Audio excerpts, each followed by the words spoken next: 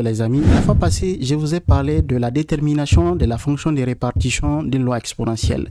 Je vous ai montré étape par étape comment on est parvenu à cette formule, c'est-à-dire 1 moins exponentielle moins alpha x.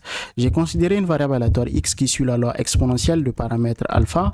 On était en mesure de démontrer que, bien évidemment, la fonction de répartition de la variable aléatoire x est bien égale à 1 moins exponentielle moins alpha x.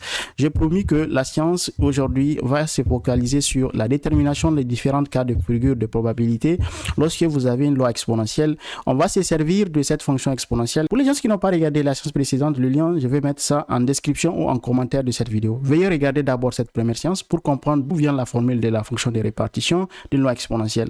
Aujourd'hui, dans cette vidéo, je vais vous montrer comment il est facile de déterminer les différents cas de figure de calcul de probabilité lorsque vous avez une loi exponentielle. Donc, on va commencer dans un premier temps par la détermination de cette probabilité. La probabilité que x soit inférieur ou égal à 3. La probabilité que x soit inférieur ou égal à 3, déjà vous voyez que en fait il s'agit ici d'utiliser directement la fonction de répartition. On remplace seulement la valeur de petit x.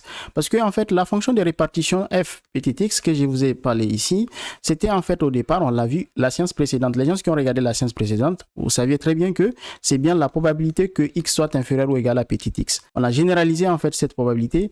On a dit que c'est égal à 1 moins exponentielle moins alpha x. C'est ça en fait. Donc c'est 1 moins exponentielle moins alpha x. Par conséquent, à chaque fois que x, petit x prend une valeur, il suffit juste de remplacer dans la formule de la fonction de répartition. C'est ainsi que, en fait, on va dire que la probabilité que grand x soit inférieur ou égal à 3, c'est tout simplement 1 moins exponentielle moins alpha fois 3. En fait, généralement, dans l'exercice, on vous spécifie le paramètre. Le paramètre sera égal à, par exemple, 2. Dans l'exercice, on va dire que la variable aléatoire suit une loi exponentielle de paramètre alpha égale à 2. Il suffit juste de remplacer la valeur de alpha et vous avez la probabilité que x soit inférieur ou égal à 3. Ok, ça c'est directement l'utilisation de la fonction de répartition. Ici, regardez, lorsque je vais déterminer la probabilité maintenant, deuxième probabilité, lorsque je vais déterminer la probabilité que x soit supérieur ou égal à 2, comment je vais faire? C'est facile d'utiliser la fonction de répartition à ce niveau également parce que on sait très bien que la probabilité que grand x soit supérieur ou égal à 2, c'est tout simplement 1 moins la probabilité que x soit inférieur à 2. On peut mettre égalité, ça ne change rien. Comme la variable aléatoire est une variable continue, donc ça ne cause pas de problème. Ok, on sait très bien qu'on est ici au niveau de la fonction de répartition. Maintenant, évaluer un petit x égale à 2. C'est-à-dire qu'il suffit de remplacer la fonction de répartition. C'est-à-dire qu'il s'agit tout simplement de 1 moins la fonction de répartition, bien sûr, évaluée en 2.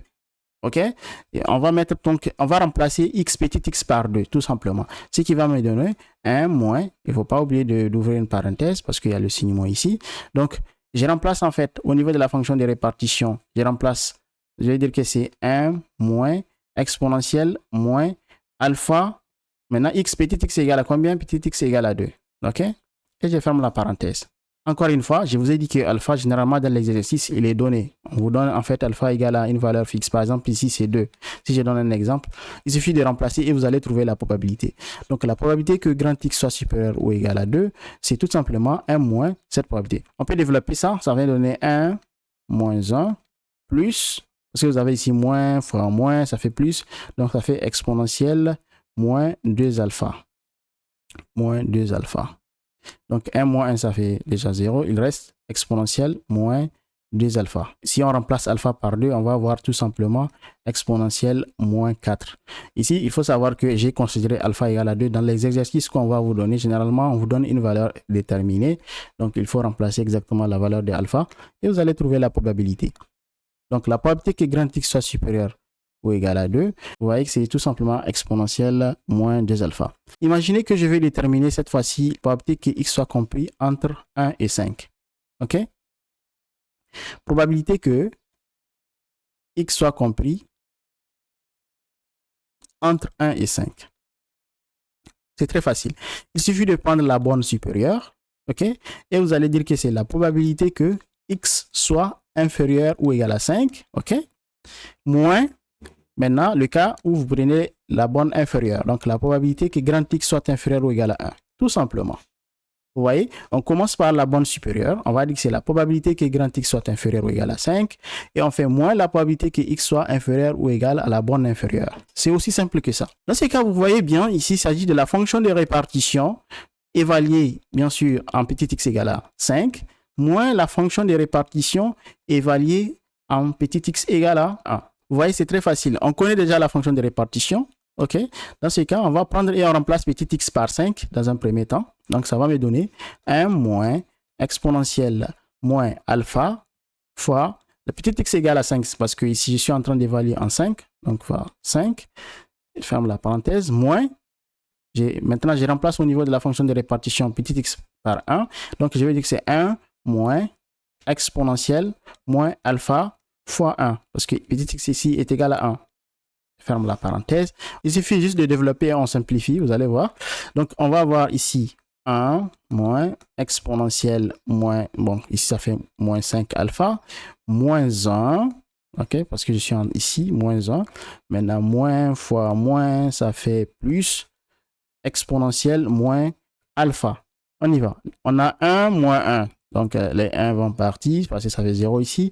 Maintenant, je peux commencer par ce qui est positif. Donc, c'est exponentielle moins alpha moins exponentielle moins 5 alpha. Pour notre exemple que je suis en train de prendre, si je considère que la loi exponentielle ici est de paramètre alpha égale à 2, je vais remplacer tout simplement alpha par 2. Donc, je vais avoir exponentielle moins 2 moins exponentielle moins 5 fois 2.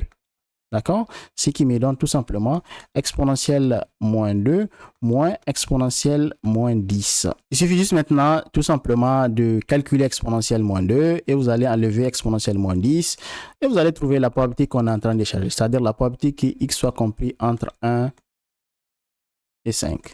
C'est exponentielle moins 2 moins exponentielle moins 10. C'est très facile. Vous voyez très bien avec moi que, à l'aide de la fonction de répartition, c'est beaucoup plus facile de déterminer rapidement les différents cas de figure de calcul de probabilité lorsque vous connaissez la fonction de répartition. Au lieu de passer par l'intégrale sur 1 à 5 pour calculer cette probabilité, si vous ne connaissez pas la fonction de répartition, vous serez obligé de passer par le calcul d'intégrale, l'intégrale de 1 à 5, d'accord, de la fonction de densité de la variable aléatoire x, c'est-à-dire que vous allez calculer cette probabilité à partir du calcul d'intégrale. Mais quand vous connaissez la fonction de répartition, vous n'êtes pas obligé de faire tout cela. Vous avez juste besoin de faire comme je viens de vous faire. C'est-à-dire que vous allez calculer les différents cas de figure de proba sans passer par détermination à travers le calcul d'intégrale. Il suffit juste de signaler la fonction de répartition, vous allez la déterminer une seule fois et vous allez l'utiliser pour la détermination des différents cas de figure de calcul de probabilité. Pour les gens qui veulent avoir plus de vidéos intéressantes comme celle-ci, allez-y au niveau de la chaîne Start Today. Vous allez découvrir que j'ai jusqu'à 51 vidéos qui ont été partagées, qui traitent des thématiques intéressantes qui peuvent vous intéresser bien sûr. Et n'oubliez pas surtout de vous abonner parce que je peux publier encore d'autres vidéos intéressantes comme celle-ci.